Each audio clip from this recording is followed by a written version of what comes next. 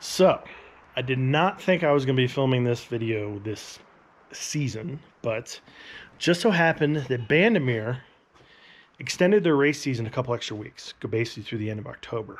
And because of that, I decided, let's bring back the Buick. Let's do some more updates. So, the Buick, we have stock numbers, lightened the car up, picked up 0.7 of a second. Was really impressed with that. Next step really is to get some more power into this thing. Obviously, as far as performance, this thing is bone stock. And when it comes to 3800 performance, really nowadays there's only one place to go, and that's ZZPerformance. So, placed an order. You got a few parts here, so let's go check them out. So, here is the collection. There is a little bit of everything here. ZZPerformance out of Michigan is one of the best, probably the best guys out there for late model GM, especially like front wheel drive stuff. They really got known for their 3800 stuff when they first started, and they're still doing a lot of stuff for that platform. So, this is what we got here. Should point out they do sell some prepackaged kits that are really good if you have one of these Regals, or more common if you got one of the Grand Prix or something like that. Naturally aspirated, supercharged, really doesn't matter. They sell both. They have stage kits that offer intake and exhaust and supercharger updates, things like that. But I decided to kind of make my own custom version based on what I have and where I want this car to go. So, just a quick rundown of what we got here. Starting on the intake side, this is their fender well. I think it's 4-inch fender well intake. Primarily actually for the Buick, just the way it's aligned. I think they fit the Grand Prix as well, but it takes a little more customization. So, maximize the airflow into the engine just to start with. Simplest thing to do. Should be an easy install. Next, we have some supercharger boost upgrades, we'll call it. They have a modular pulley system where you actually remove the factory pulley and you put on a new connector that allows pulleys to be changed just with screws or bolts. So, got that little system, and also went with a slightly smaller pulley, went with a 3.4. That also required a slightly different drive belt, so got that as well. So, that's going to increase boost a little bit. You know, when you do improvements, especially like exhaust and things like that, you're actually going to decrease your boost. So it'll be interesting to see how much boost you gain, and that factor gauge isn't very accurate anyway, so won't totally know. But on the exhaust side, I went with their 3-inch downpipe, 3-inch all the way from the collector on the back of the manifolds to where the exhaust system would be. And then I'm kind of going with a bit of a custom exhaust. This is I think they advertise it as like a Grand Prix resonator mid-pipe or something like that. But it's a 3-inch mid-pipe, basically all welded up stainless, with a resonator, probably a 5 or 6, something like that. I think it's about 2 feet long. And then it actually has an angle that when you connect to the rest of your exhaust system. I'm going to modify this a little bit, and unfortunately I have to grind off those really nice welds, and all it's going to do is just basically dump down at the other end of the resonator. So it's it's probably going to be pretty loud. You know, especially with dumping the exhaust right in the pavement. But for what I'm doing with the car, I don't know. It doesn't matter. I think it's going to work good. So that's the exhaust system put on, leaving the factory manifolds and the connector pipe in between, everything in there. Got some gaskets as well. Some tune-up stuff as well. Finally, I changed the oil on this whole girl. She needs it. I run AMSOIL. They're synthetic. Their signature, I think they call it. It's just basically their best synthetic. I run that and everything. Change the oil about once a year in just about everything I own. So, yeah, put some AMSOIL in that. Got the recommended spark plugs to help with knock, because these cars are obviously still prone with knock. Just got a new fuel filter and slightly cooler. I think it's 180 degree thermostat, and I also got a radiator cap just for seeing if it will help with my bubbling coolant issue. I think probably a head gasket issue, but it seems relatively minor at the moment. So that's all that. And then the final thing here is the computer. That's just a factory computer. They send you a new one if you want to swap yours out. That's got their their base performance tune in it. Should complement this kind of base package pretty well. So I think they say like 35 horsepower is somewhere around what, I don't know if that's crank or wheel. I'm going to guess crank, which puts them up around 275 crank horsepower. Everything at sea level, of course. This stuff, the pulley's a tenth smaller, but probably still going to be the same. I can't imagine they're going to get anything else out of this. The exhaust is shorter. There's going to be no regular mufflers, so I don't know if that'll really contribute at all. So we'll say, if this car's now making 275 at the crank, and that's, of course, at sea level. I'm not quite sure what it's going to do here at elevation. But, yeah, I think it's time to put all this stuff on. So probably start with the easy stuff. Probably just do the intake and stuff onto the engine, and then do the exhaust a little bit later. Might be tomorrow. Probably won't do a ton of install video of this. Everything's pretty straightforward. The exhaust should just be bolt in, bolt out. I'm about to just cut the old one off. Stuff under the hood should all be pretty straightforward. I am going to look and see what's involved with the rear spark plugs, since this is one of my first transverse engines, and getting to those rear ones might be a little bit of a pain. So look at YouTube for that. But yeah, so time to get started, and I'll update with progress, and then we'll take this thing for a spin and see what it sounds like. And then the big thing is, and the reason I'm doing this now is we'll take this thing to track one more time this season, and see how much faster we go. Currently we have a 15, what was it? 15, 18, 15, 15, something like that, as our best time. So for sure we'll be in the 14s. How far? I don't know. Do I need to bring a helmet? I mean, I think if you go any faster than 14 flat, you need to wear a helmet. So I have no idea. I really don't know. So we'll bring a helmet and we'll find out, but it should be pretty good. So a quick update. I did purchase a ZZP Supercharger Pulley puller. See how this works here. Seems pretty straightforward. It just grabs on the back side of the pulley, puts pressure on the shaft that runs through the center. It's going to pull it off. I'm curious if I have a bunch of different 3-arm pullers, and I'm curious. A couple of them really nice, and I wonder if that would have done the job just as well. Not sure, but I mean, it was half the cost of this thing. If you wanted to rent it, it was 50% of the cost of just buying it. So figured I'd buy it, maybe use it on some future stuff as well. We'll find out. Also, got all the air intake off.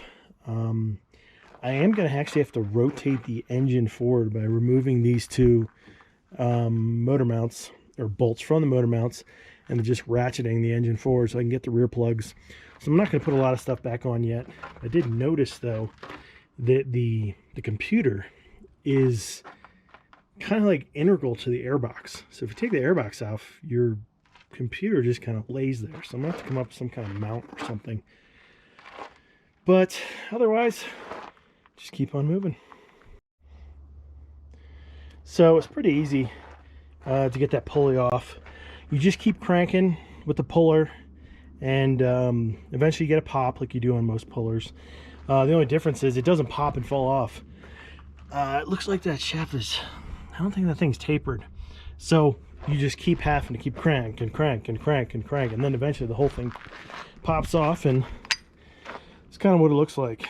So, does a good job. Could you do it with a 3-arm puller? Probably. It wouldn't be as smooth because this thing really clamps on really well on the back side of the blower, or not blower, the back side of the pulley right here.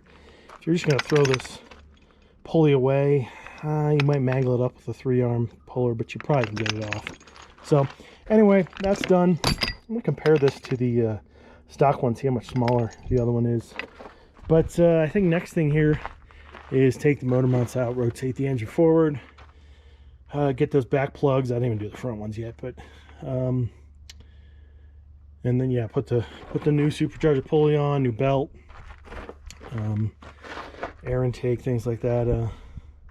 I did notice the the air filter box that ZZP sends their air filter in, which looks like kind of like a standard K&N air filter, is the most elaborate thing I've ever seen. There's like a sleeve, the box opens up in two parts. There's a piece of foam on the bottom, but the only reason I bring that up is I might steal that piece of foam and lay it on the metal down there on the frame and place this, well, the new computer, but place a computer on that, because otherwise this thing really doesn't have a home anymore. It just kind of lays down there. So anyway, that's where we're at now. We'll just keep on cranking. So here's the difference in pulley size. This is a 3.4 inch from ZZPerformance. And this is the factory, I'm going to guess like 3.8, 3.9, somewhere around there. It's a little deceiving just looking straight at them, because this has got a little bit of a kind of outer edge where the ZZP pulley doesn't. But still, you can see, I'll line them up there, quite a bit difference. So curious to see what this is going to do on the car. Oh, and one more thing to point out.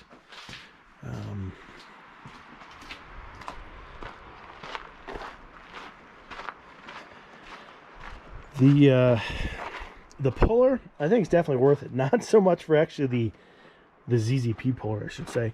Not so much for the removing of the original puller. I can talk. Removing the original pulley. It's more for putting a new pulley back on, or if you're using the adjustable one here, or the bolt-on one from ZZP.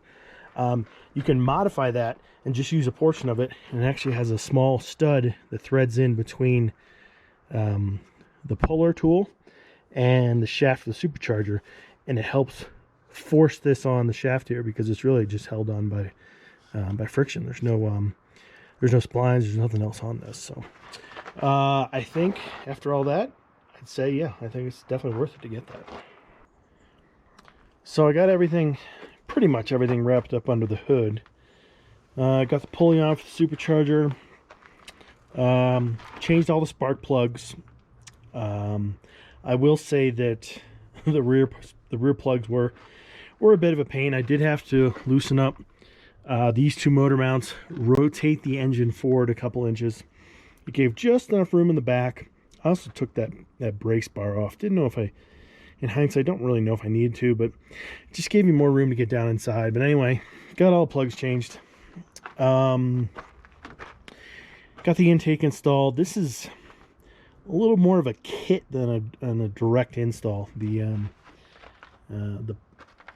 tube is, well, at least how I was looking at it, the tube was about 1.5 inches too long. So cut this straight portion here about 1.5 inches off. Basically allowed the filter to just be flush with the inside fender well there. It does come with a shield that you can screw into the fender. I didn't bother putting that on. For more of a normal street application, it might be worth it, but for what I'm doing, I might even try racing without a filter sometimes. So anyway, but got that installed. That should be pretty much everything under the hood. So time to go underneath and get this exhaust on. So I think my boy, my buddy Fred is back here. Let's see. Hope I don't spook him. There he is. What's up, buddy? How you doing? Just hanging out? Yeah? Just chilling? Where's your other buddy at? You guys were hanging out yesterday. Alright, so we got old Buford here in the garage. A bit of a tight fit. I got the back on ramps and the front jacked up, just on jack stands. But good news, got dark out, had to bring it in because didn't really want to roll around the dirt, and boom, got the pain in the butt downpipe off. First of all, good tip the 2 bolts that hold the downpipe into the header or the manifold, they're 13 millimeter, not 14, where the ones in the back here are 14. So I'm sitting there, I'm surprised I didn't strip the 2 up front. Had to use a really long extension, almost like a 2 and 2, it was a couple, probably about 2 feet total, to reach all the way back, probably by the cat, all the way up, because the angle's not quite perfect. But eventually, got it off. As you can see here, the comparison is quite drastic. The ZZP downpipe is quite a bit nicer, actually quite a bit lighter too. And judging by all the mufflers and the resonators I took off there, I think I'm going to save a few pounds with this exhaust system. So got all the hard stuff off. Now it's time to put the new stuff back on, change the oil, and this thing's done. So got the muffler in that 90-degree bend, got that cut. Ended up actually first tried to grind it and realized it was going to take forever. It was messing up the pipe anyway. So I just cut it about 1/8 inch past where the weld was, cut it straight off, and then took that 90-degree long piece and created this. So just slides right in, and then there you go. Just have a quick dump off the back end of the muffler and should be good. So I don't really have any good clamps right now, so I got to use one of these old school clamps. It'll work for now. Put it around here, and I got some bolts that I'll be able to run some wire around and loop it inside just to hold it for now. It'll be good temporarily. I'll have to come up with something better, weld up on some kind of connector here. There's really nothing in the car where this would be that you can hang something from, so you got to do something custom. So we'll figure it out, and then yeah, I think this is the last thing. So the exhaust is finally installed. Worked out pretty good. That temporary cable setup, I think actually is going to work. Built a tiny little heat shield behind it because it was dumping really close to the plastic plastic gas tank. So there's already a heat shield there. I built a slightly bigger one. Seems like it's rattling a little, so who knows how long it'll last. But I guess the last thing to do is fire this thing up. It's a little loud, but not as bad as it was without this resonator. So